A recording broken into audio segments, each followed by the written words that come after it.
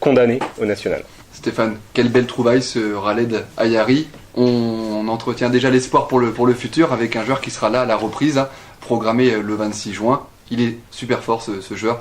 On le compare au super remplaçant, dès qu'il rentre, il marque. Oui, c'est vrai qu'il a cette capacité à bien rentrer dans les matchs, mais je crois que ce qui fait d'abord sa force, c'est sa qualité technique, sa vivacité. Et je crois qu'on n'a pas encore vu le meilleur de Khaled. Je crois qu'il était en période d'apprentissage. C'est pour ça que nous sommes heureux de l'avoir accueilli cet hiver. On a gagné 6 mois. Et j'espère que l'an prochain, il pourra montrer tout l'étendue de son talent. Il y a un bémol tout de même sur Ayari. C'est vrai qu'il est très bon quand il rentre, mais quand il est titulaire, bizarrement, ça marche moins bien. Alors est-ce que c'est sa vitesse? C'est parce que justement sa qualité, sa première qualité, c'est la vitesse. Du coup, il peut plus apporter ça en seconde mi-temps. Je ne suis pas sûr que ce soit lié à son statut de titulaire ou pas. Je crois que c'est plus lié au fait qu'on l'a récupéré. Il n'avait pas joué depuis 2 mois, donc il a fallu déjà le retaper physiquement. Et je crois que tout simplement, il n'était pas encore au maximum de ses possibilités. Là, il va faire la préparation avec nous, il nous appartient. Il a pris ses repères, c'est quelqu'un de très intelligent et je compte vraiment sur lui la saison prochaine pour dynamiter notre attaque. Allez Romain, on va rappeler les scores de cette 38e journée de Ligue 2. Pour le SCO, c'était un peu pour du beurre, mais il y a des autres équipes. On va commencer par le bas de classement avec Le Mans FC qui jouera normalement l'année prochaine en CFA2. Et oui, Le Mans s'est imposé contre Lens, comme quoi tout le monde gagne contre le Racing Club de Lens ces derniers temps. Il n'y a pas de 7 buts là. Non, mais 2-0 assez rapidement, hein, on en reparlera certainement tout à l'heure. 2-1 donc pour le Mans devant Lens. Arles-Avignon 1-1 contre le Havre. Caen s'est imposé face au GFC Ajaccio 2-1. Victoire, match nul entre Clermont et Niort 1-1. Victoire de Guingamp face à Dijon 2-0. Match nul entre Istres et Nantes 2-2. Laval s'est imposé et se maintient et a battu Châteauroux 3-2. Le Mans-Lens, on l'a dit 2-1 pour le Mans.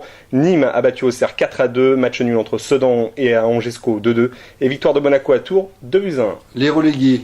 Alors donc il y a Le Mans, le GFC Ajaccio. Le Mans, Sedan et le GFC Ajaccio, ton club de cœur. Allez, le sentiment de Stéphane Moulin sur cette équipe de Lens qui a clairement levé le pied depuis 6 semaines, depuis que le maintien a été assuré, depuis que la non-montée, il n'y avait pas possibilité de monter pour le club d'Éric Sicora. Vous l'aviez en travers, ce match perdu par le Racing Club de Lens, 7-0, remporté par l'en avant Guingamp.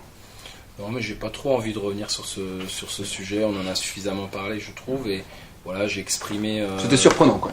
Voilà, on a été surpris, vous savez, quand on sort d'un match où on égalise à la dernière minute, où on a joué une équipe qui s'est dépouillée comme jamais, en l'occurrence la JOCR, et qu'on rentre au vestiaire et qu'on apprend ce résultat, la première réaction, c'est la surprise, 2, le choc.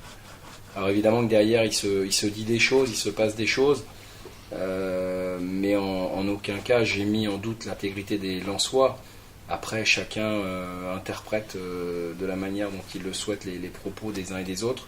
Je n'ai jamais jugé mon adversaire, ni Lens, ni un autre. Simplement, on a eu l'impression, en entendant ce résultat, que les Lensois n'avaient certainement pas fait tout ce qu'il fallait. Et en regardant bien les buts, je crois que c'est incontestable.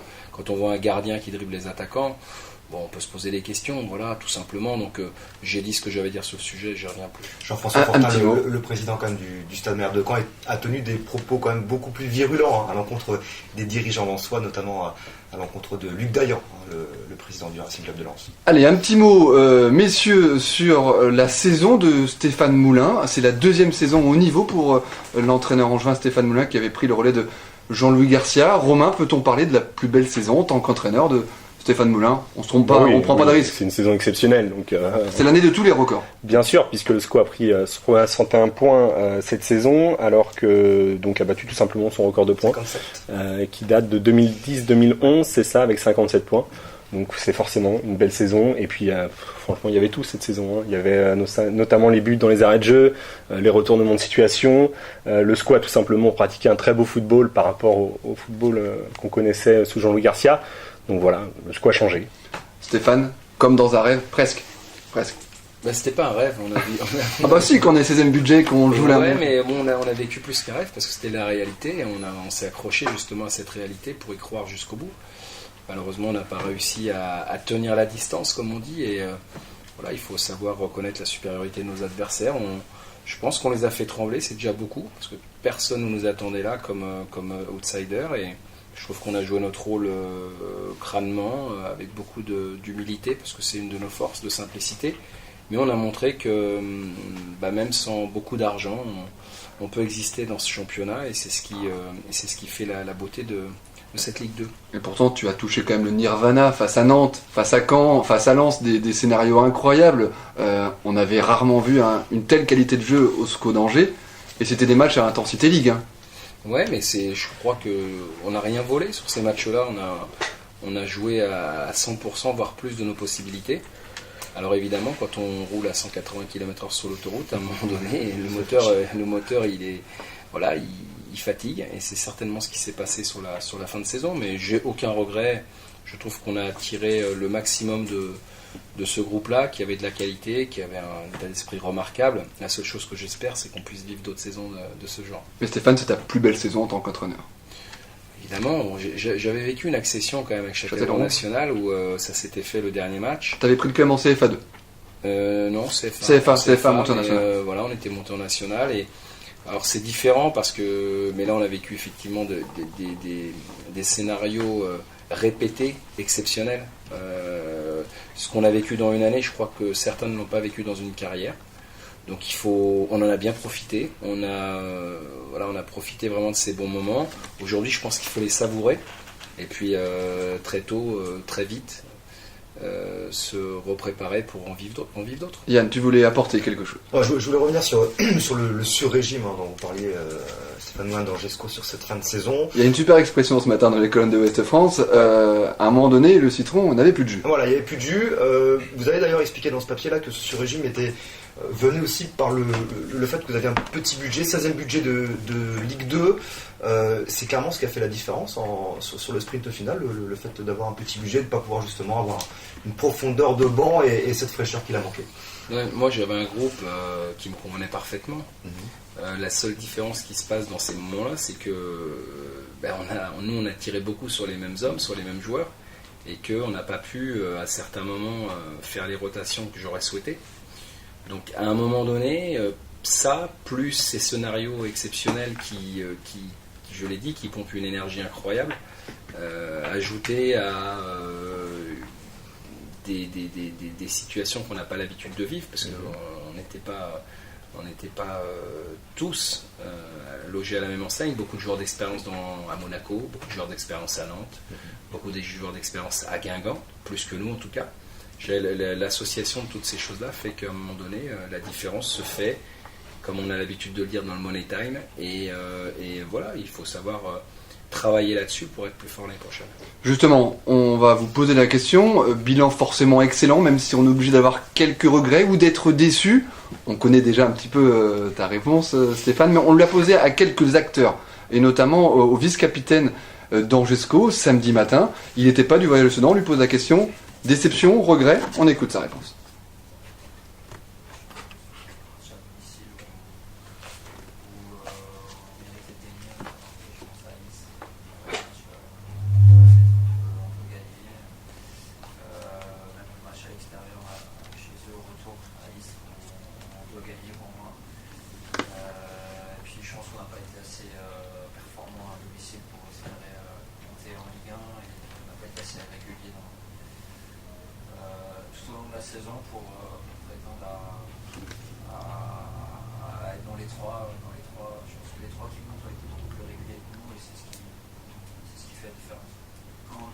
Bon Stéphane, tu as une analyse un peu différente, parce que tu te dis avec le 16e budget, on n'a pas le droit d'avoir des regrets parce qu'on a été un petit peu en sur-régime toute la saison. C'est quoi le sentiment aujourd'hui de l'entraîneur? Il est un peu différent d'Olivier Aurillac qui lui dit « je suis déçu clairement ». Il est temps que je parte en vacances pour me rechercher. C'est normal qu'ils soient déçus, ils sont tellement dépouillés, ils ont tellement tout essayé que on est tout proche et à la fin, à l'arrivée, il n'y a rien. C'est logique qu'il y ait une déception. Ce sont des garçons qui ont l'habitude de bagarrer, qui aiment la compétition, donc je trouve la réaction est saine. Moi, je dois analyser ça de manière un peu différente parce que j'ai un peu plus de recul. J'ai pas forcément les mêmes perceptions de mon banc ou à l'extérieur du vestiaire. Maintenant, s'ils étaient simplement contents de ce qu'ils ont fait, je ne vais pas dire que ça m'inquiéterait, mais je trouve qu'il manquerait quelque chose. La déception est logique à partir du moment où on a touché du doigt et on l'a touché. L'accession. Et vous êtes malgré tout déçu pour vos joueurs, Stéphane Moulin. Je suis déçu, mais je suis pas quelqu'un qui reste dans la déception très longtemps. Aujourd'hui, moi, j'ai déjà digéré, j'ai basculé déjà sur l'année prochaine. Le 26 juin 2013, la reprise. Mais oui, parce qu'aujourd'hui, il faut se tourner vers l'avenir. Le passé, c'est le passé. On a fait quelque chose, je pense, vraiment de très très bien. Encore pas comme on aurait aimé, mais voilà, il faut pas oublier qui on est, d'où on vient. Je crois que c'est la base des futures belles histoires. Si on commence à se prendre pour ce qu'on n'est pas, alors on va aller de déboire en déboire. Et j'ai pas du tout envie d'aller dans cette direction. On a fait quelque chose d'énorme. Pourquoi ? Parce que personne nous attendait et que, je le répète, il y avait de telles cylindrées au départ de ce championnat que personne n'aurait osé imaginer qu'on finisse devant Auxerre, qu'on finisse devant Lens, qu'on finisse devant pas Caen, mais enfin qu'on soit Dijon, qu'on soit tout près des meilleurs. Donc moi, les regrets, je vis pas de regrets. L'équipe du lundi, chaque lundi de 19h à 20h. On vous rappelle ce soir que nous avons le plaisir de recevoir Stéphane Moulin et si vous voulez lui poser une question à un auditeur qu'on sélectionnera et qu'on a déjà sélectionné, vous composez le 02 41 37 87 66 02 41 37 87 66. Question que tu vas pas forcément apprécier parce que tu es déjà dans l'après, mais si on tente de trouver une date, la montée elle s'envole où ? À Nîmes ? Oui, mais bon, à ces périodes-là, on est déjà derrière. Hein. Enfin, quand on va à Nîmes, on est troisième. Mais bon, voilà, on sent qu'on a déjà un peu raté le coche à Niort. Parce qu'on fait un 0-0 qui nous permet d'être sur le podium. Mais derrière, on ne gagne pas contre Caen. C'était un non-match de tes garçons à Niort. On a senti que c'était un petit peu vidé. Non, mais c'est des matchs difficiles. Parce que quand on joue la montée, quand on ne gagne pas, c'est un mauvais résultat. Donc vous imaginez... la difficulté de gérer ça. Quand on va à Niort, on fait un match nul et on a l'impression qu'on est passé à travers. Mais bon, on joue chez une équipe qui joue le maintien, donc c'est là où il faut être capable de garder la lucidité et de ne pas prendre tous les résultats moyens pour des contre-performances. Ça va peut-être vous paraître paradoxal, Stéphane, ce que je veux dire, mais moi j'ai le sentiment, pour en avoir discuté avec l'équipe de semaine en semaine, que la montée, elle s'envole après le match de Nantes. Vous faites une super prestation, vous rendez une superbe copie. Et on sent les joueurs plus que cramés à l'issue du match. Et moi, je m'étais dit à la fin du match, justement, que ce match laisserait des traces physiques et peut-être même psychologiques, puisque les gars se sont donnés à fond. Bah, si on regarde le match de Niort, oui. Et si on regarde le match de Caen derrière, non. Parce qu'on a fait de nouveau un gros match qu'on n'a pas gagné. Là, je crois que c'est là, à un moment donné, c'est usant de faire des matchs de ce niveau-là et de ne pas les remporter. Et derrière, et de nouveau, on a laissé beaucoup de force, effectivement. Parce qu'on a couru après le score, pratiquement toute la rencontre, pour égaliser de manière spectaculaire encore par Ayari. Et derrière, à Nîmes, voilà, on sent que les choses ont un peu tourné, on est mené 1-0, et on tire 2 fois sur la barre, à 1-0. Et là, on sent que bon, le vent a un peu tourné, mais on veut encore y croire parce que Guingamp perd à Istres. Donc on se dit que tout est encore possible et que quelque part, il y a une bonne étoile qui veille sur nous. Bon, voilà, on enchaîne une victoire par Laval, donc... Après, on n'est plus et c'est la grande leçon de ces fins de championnat, qui soient en Ligue 1, en Ligue 2, en CFA2, en National. Souvent, les équipes qui sont devant les 2 derniers matchs, le reste, que ce soit pour le maintien, que ce soit pour l'accession, les équipes qui sont devant restent devant. Voilà, justement, ce que tu en parlais tout à l'heure en off, on en parlait ensemble. Tu es un entraîneur réaliste, il y en a d'autres qui sont irréalistes, mais tu me dis, si les 3 équipes montent, c'est celles qui ont finalement été sur le podium de nombreuses journées et le mérite leur revient. C'est toujours difficile de dire publiquement qu'on a trouvé meilleur que nous. Parce que ça, il faut savoir le faire. Mais je crois qu'à un moment donné, il faut les performances ne doivent pas nous empêcher d'être objectifs et lucides sur ce qui s'est passé. Aujourd'hui, si après 38 journées, les 3 équipes qui sont devant, notamment le 3e qui est Nantes, finit avec 69 points, c'est qu'il y a une raison. Si nous on n'a que 61 points, il y a une raison aussi et il faut savoir le reconnaître. Ça fait partie de notre métier que d'analyser et de ne pas penser qu'on est meilleur que tout le monde. C'est aussi ça la simplicité et l'humilité.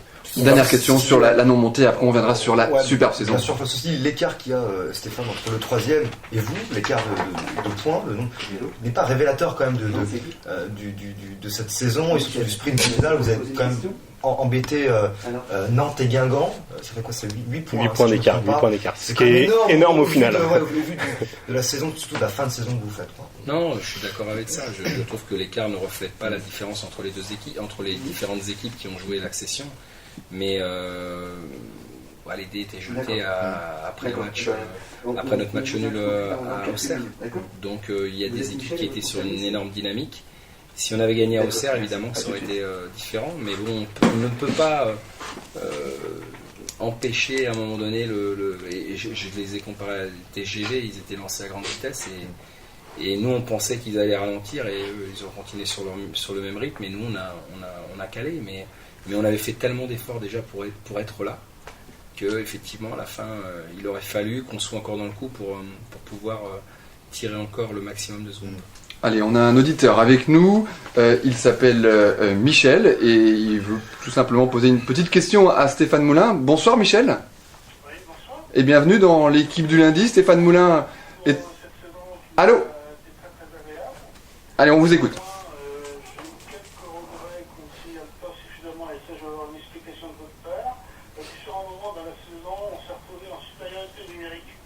En l'occurrence, un match frappant à Dijon à 9 contre 11. Domicile contre Monaco, pareil.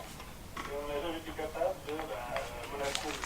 On a quand même joué 20 minutes à 9 contre 11, et puis contre Monaco, tout est pas à 10 contre 11. Donc voilà, je me demandais pourquoi il n'y a pas eu de réaction, il n'y a pas eu de...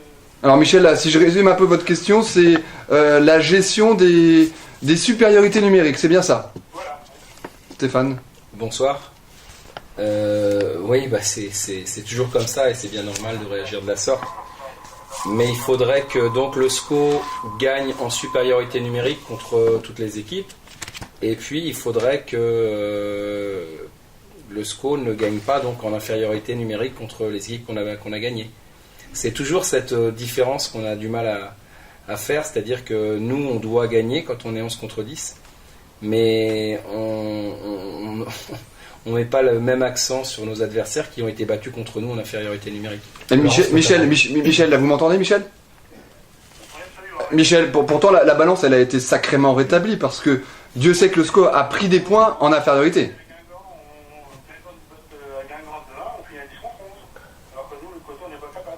Il y a eu des matchs aussi dans l'autre sens, donc c'est pas aussi rationnel que ça le football. Et vous aujourd'hui là, on entend un petit peu de déception. Je comprends bien qu'une équipe à 10 voire à 9 est super motivée. J'ai joué au foot, donc je sais ce qu'il en est. Donc non, mais bon, néanmoins on a passé une agréable saison et ça je tiens à remercier Stéphane. D'ailleurs pour son côté offensif, et d'ailleurs il y avait un match où il m'a bluffé. C'est quand le score est 2-0 contre Nantes. Là, j'ai trouvé super parce que je me suis dit, il y a quand même beaucoup d'entraîneurs qui avaient géré de la façon suivante, en sortant soit des attaquants qui vont remplacés par des milieux de terrain ou des défenseurs, alors que Stéphane a remplacé des offensifs par des offensifs sur ce match-là. Et ça, chapeau, parce qu'il n'y a quand même pas beaucoup d'entraîneurs qui auraient eu cette attitude-là. Ce soir-là, ou un des deux. Et Michel aussi, Stéphane. Des entraîneurs qui rentrent sur le terrain pour aller chercher un nul. Je pense pas que ce soit la philosophie de Stéphane. Et Michel, Stéphane Moulin fait partie des rares entraîneurs des fois à prendre aucun défenseur dans les remplaçants. Ça aussi, il faut le signaler. Merci à vous en tout cas, Michel. Et à très bientôt. Ça y est, ça rentre pas à un coup de gueule, mais c'est vrai qu'il va falloir la gérer cette déception des supporters et surtout, ça c'est à chaud. La saison vient de se terminer. C'est une déception. Et ce que je voulais dire, c'est que je le remercie déjà des compliments qu'il m'a fait parce que c'est on a eu peur parce qu'au départ il démarrait mal. C'est ça. C'est normal, je comprends toujours. On veut toujours la perfection. La perfection n'existe pas dans le foot, même chez les plus grands. Mais on aimerait toujours que le SCO profite de la supériorité numérique, mais on oublie que contre Auxerre on a gagné à 10 contre 11, à Tours on a gagné à 10 contre 11, contre Lens on a gagné à 10 contre 11, et donc il faudrait que, et c'est bien normal, il faudrait que nous on gagne à 10 contre 11, mais il faudrait aussi qu'on gagne à 11 contre 10, donc on n'accepte pas ce qu'on fait subir aux autres. Juste une dernière chose par rapport à cet auditeur, moi ce qui me fait plaisir, Et ça, c'est une victoire. Alors, ça ne se comptabilise pas, mais quand je sens que les gens sont contents de venir au stade parce qu'ils prennent du plaisir à avoir joué l'équipe pour marquer des buts, c'est des jeunes victoires pour nous, parce que c'est difficile de faire comprendre aux gens et qui viennent avec du plaisir et du bonheur et qui repartent aussi avec ça, quel que soit. Alors évidemment, quand on a perdu, c'est moins bien, mais ils sentent de toute façon, et c'est bien qu'on joue les matchs pour les gagner. Alors parfois on les a perdus en jouant pour les gagner, mais je préfère ça plutôt que de jouer pour ne pas perdre. Allez Yann, pour cet oubli un petit peu de la Dalle Angevine, parce que la Dalle Angevine, elle a rapporté plus de points qu'elle en a perdu. Ouais, mais la Dalle Angevine, elle était à mettre aussi à l'actif et des joueurs, mais aussi de la part de Stéphane Moulin. Michel saluait tout à l'heure les responsabilités, le fait que Stéphane Moulin prenne des risques dans ses choix de coaching. Moi, il y a un moment qui m'interpelle, et j'en avais déjà parlé lundi dernier, c'est le choix de sortir Pierre-Étienne Lemaire contre Caen au bout de 30 minutes de jeu. Il y a très très peu d'entraîneurs qui auraient fait ça comme ça, il aurait peut-être sorti à la mi-temps. Vous avez décidé de faire ce choix rapide. Qu'est-ce que vous avez dit justement à Pierre-Étienne à sa sortie? J'ai essayé, c'est pas facile, mais de le consoler, parce que mais j'étais là. C'est toujours difficile, parce que moi je suis aussi quelqu'un qui fonctionne, je vais pas dire à l'affectif, mais la relation humaine est très importante. Mais ce soir-là, j'ai senti que il était en difficulté, il pouvait mettre l'équipe en difficulté de par le fait qu'il avait pris un carton jaune rapidement et qu'il était en difficulté. Et ma priorité dans ces moments-là, c'est de protéger l'équipe. C'est de protéger l'équipe. Alors effectivement, c'est toujours difficile.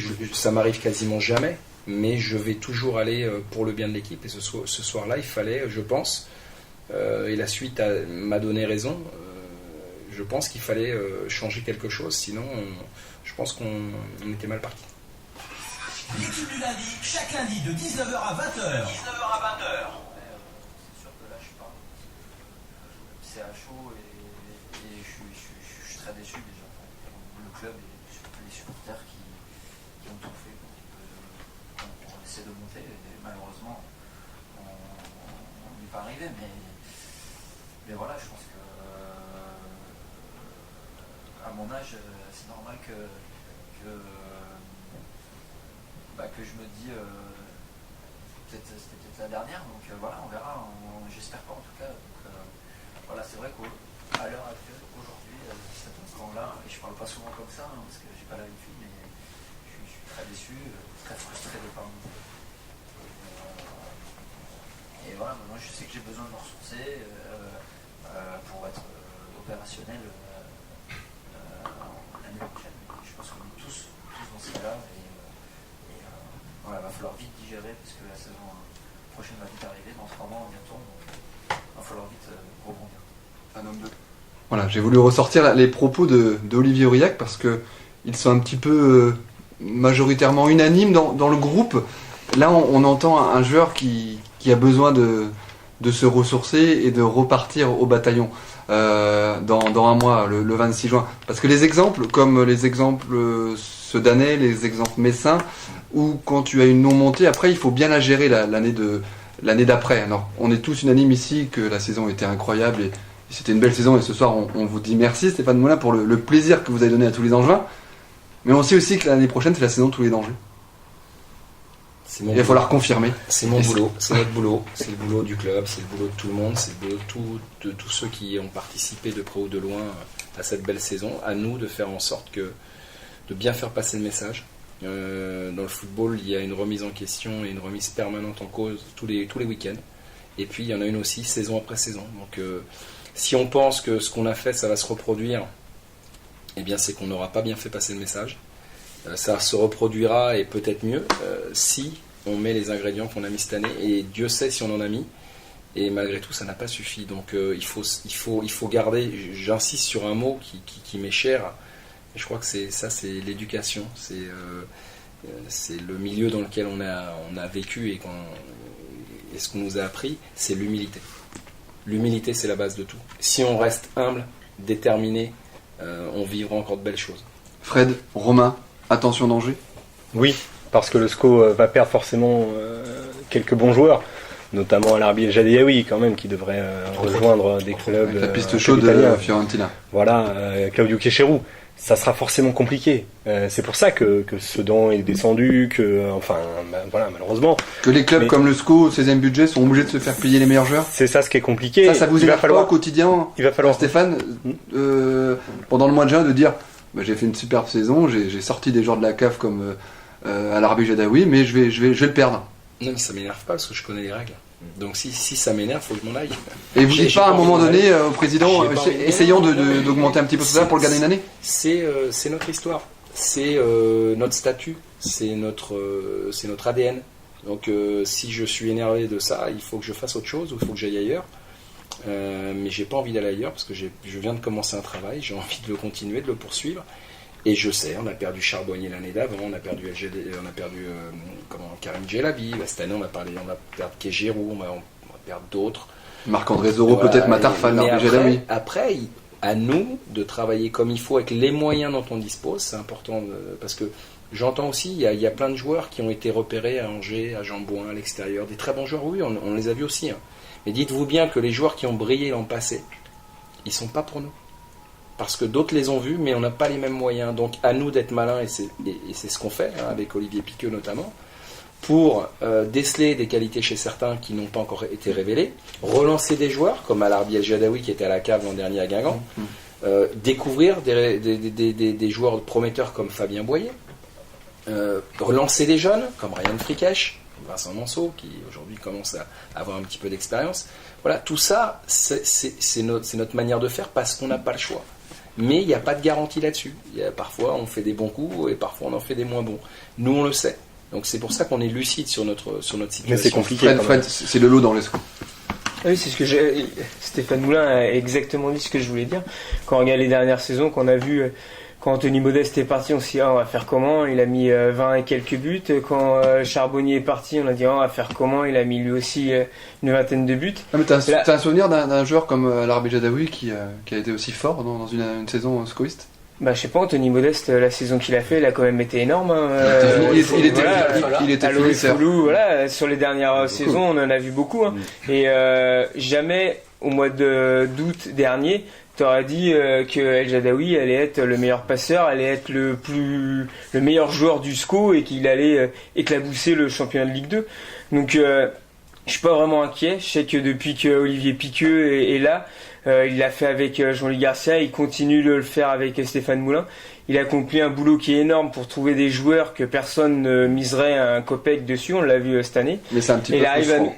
C'est frustrant, mais bon, c'est le 16e budget, le SCO. Tu peux pas rivaliser avec d'autres clubs qui vont aligner les moyens et qui vont promettre à les bons joueurs de Ligue 2 ou de Ligue 1 des gros salaires et des statuts. On va écouter Stéphane.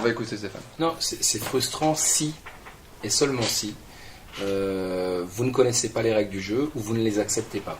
À partir du moment où on sait, moi je sais. Mais il y a toujours un invité surprise comme l'avant Guingamp, Arles-Avignon, des équipes qu'on n'attend pas. Non mais Guingamp c'est pas un invité surprise, excusez-moi. Bon, c'est un promu, c'est un promu cette année. Comment? Non. C'est un monument du football français. Non mais Guingamp, Guingamp, ils ont 30% de budget en plus que nous. C'est quand même énorme. C'est énorme. Enfin, je ne sais pas si vous vous rendez compte. Je veux dire, Non, mais je dis qu'il y a 2 ans, elle était en nationale, mais c'est vrai qu'elle est une petite bourgade mais c'est un grand monument du football français. On se posait la question il y a quelques semaines. Ils ont des moyens qu'on n'a pas. Mais je ne suis pas envieux. Ils ont un homme qui tourne autour comme le Gret. Chacun ses moyens. On sait ce dont on dispose. On est envieux de rien. Nous, on sait qu'on doit travailler. Il y a une chose à Angers. On sait que si on travaille mal, ça marchera pas. Et on sait que si on travaille bien, très bien, ça peut marcher. Mais on n'a pas de certitude. Voilà. Et une fois qu'on a compris ça, on se retrousse les manches et puis on bosse. Ah mais j'ai souvenir, une fois qu'en conférence de presse, tu m'avais répondu, on est cette année dans l'irrationnel. J'ai l'impression que tout peut arriver. Bien sûr, c'est le charme du football. Simplement pour revenir sur les propos de Stéphane, aujourd'hui on parle de foot business, on parle beaucoup de clubs comme le Paris Saint-Germain et l'AS Monaco. Est-ce que vous n'avez quand même pas le sentiment d'aller un peu à sens inverse, aller à contre-courant de la dynamique qui insuffle dans le football par l'argent, concrètement? Ouais, mais ça concerne combien de clubs? Là, je crois qu'ils sont plus en train de tous dégraisser. Si on parle de Lyon, si on parle de Marseille. Bon, il y a effectivement 2 mécènes qui s'occupent de Monaco et de Paris qui font qu'aujourd'hui, les écarts se sont creusés avec les autres, même avec les meilleurs. Bon, en ce qui concerne le SCO, je crois que voilà, on sait qui on est, on sait ce qu'on a. C'est pas énorme, mais on a le mérite au moins de fonctionner, de travailler convenablement, et après à nous de bagarrer comme on l'a fait cette année au milieu de tous ces crocodiles, pas que ni moi, pour exister tout simplement. Allez Romain, pour finir l'interview de Stéphane Moulin, on va parler du projet futur avec quelle tête et quelle ancienne tête qu'on ne verra plus malheureusement, Larbi Jadaoui par exemple. Eh bien oui, déjà avec Stéphane Moulin, ça c'est déjà une certitude. Non mais il pourrait être contacté. Vous avez prolongé en milieu de saison actuelle. Oui, j'ai prolongé avec tout mon staff jusqu'en 2015. Allez, arrivée probable, si les départ peut-être probable. que les entraîneurs également. Donc, Tout à fait. Voilà, ça arrive. Tout à fait. Jean Garcia était bien parti, Stéphane son Moulin club de Lens. C'est un homme de parole. Voilà, donc pas de souci. Non, Non, au point de vue des départs, pas de souci pour effectivement Martin Fall a disputé son dernier match. Donc voilà, avec les dirigeants, ils n'ont pas trouvé un terrain d'entente. Départ également de Marc-André Zoro, de Claudio Quecherou, vraisemblablement. d'Alarbi El Jadeyaoui, il y a de fortes chances, à 99,9%. Donc voilà, au point de vue des arrivées, sans doute Konaté de Niort, le défenseur central, en tout cas qui est contacté par le SCO, a priori. Rien n'est officialisé. Rien n'est officialisé. Blaillac aussi, l'attaquant de Tours. Ça peut être intéressant, Blaillac, non? Comme attaquant. Oui, comme d'autres. Non mais c'est un profil quand même qui il a été très fort notamment à Boulogne. C'est plus compliqué pour lui à Tours, mais bon, c'est quand même quelqu'un qui est assez régulier dans ses saisons, qui a toujours l'habitude de marquer 7-8 buts dans ses saisons. Si vous le dites. C'est un peu plus chaud pour Blaillac que pour les autres, on va dire. Non, franchement, on a des contacts. Et c'est annoncé sur le site de Niort, Konaté en partant sur le SCO. Bah oui, mais bon. Nous on lit. Sur le site de SCO, on peut annoncer que Quecherou a signé à Bastia. Bastia. Il n'a pas signé à Bastia. Donc après, le problème du foot aujourd'hui, c'est que, alors c'est bien, c'est pas bien, je suis pas là pour juger, c'est que dès qu'il y a une rumeur ou le début d'une information, on en fait une certitude. Alors parfois, ça nous joue des tours à nous, coach ou enfin les clubs en question, et ça peut nous faire perdre des joueurs parce que il se dit des choses qui sont vraies parfois et puis certaines qui ne sont moins. Donc on veut toujours aller, l'information va très très vite aujourd'hui dans le monde et on voudrait que l'information passe devant la réalité. Donc non, c'est pas le cas. Justement, on a une autre information qu'on va développer dans quelques minutes. Arrivée acquise, arrivée probable, Konaté de Niort, Blaillac de Tours ou Keita de Nantes. Ça c'est le marché des transferts n'est pas encore ouvert, il ouvre début juin. En tout cas, merci Stéphane Moulin pour cette belle saison que vous nous avez offerte à tous les suiveurs, les supporters, tout le monde. Merci. Un grand bravo et on se retrouve dès le 26 juin pour la reprise. En pleine forme. Avec une reprise à Clairefontaine et après un stage à l'île de Ré. On change tout cette année. On va changer de cadre, on va changer de manière à ce que les anciens n'aient pas l'impression de ronronner. On va changer de lieu et puis on va se préparer au mieux possible pour essayer de nouveau de faire une belle saison. C'était Stéphane Moulin dans l'équipe de l'année. Merci et bonnes vacances. Merci beaucoup. Et bon repos. Merci. Au revoir.